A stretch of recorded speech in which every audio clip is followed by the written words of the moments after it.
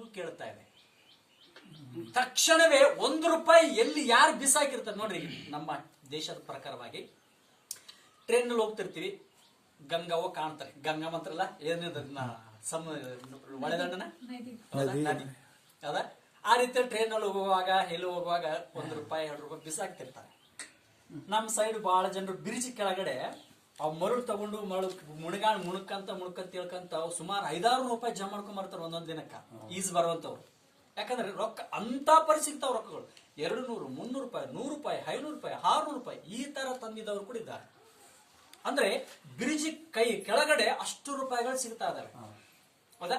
ಹಾಗೆ ಒಂದು ರೀತಿ ಆಲೋಚನೆ ಮಾಡಿದಂತಂದ್ರೆ ಇಲ್ಲಿ ಪೇತ್ರನು ಯೇಸು ಸ್ವಾಮಿ ಪೇತ್ರನಿಗೆ ಹೇಳುತ್ತಿರುವಾಗ ಅಲ್ಲಿ ಮೀನು ಕಿವಿಗೆ ಬಿದ್ದಿದೆ.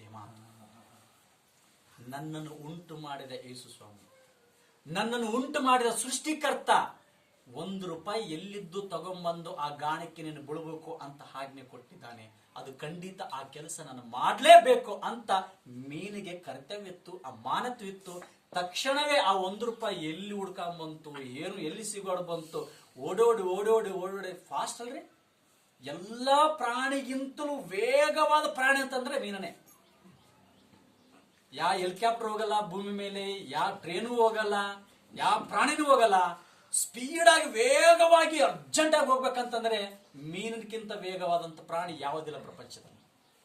ಅಂತ ಪರ ವೇಗವಾಗಿ ಸಮುದ್ರದಲ್ಲಿರ್ತಕ್ಕಂಥ ₹1 ಎಲ್ಲಿತ್ತೋ ಏನೋ ಗೊತ್ತಿಲ್ಲ, ತಕ್ಷಣವೇ ಆ ₹1 ಬಾಯಲ್ಲಿ ಹಿಡ್ಕೊಂಡು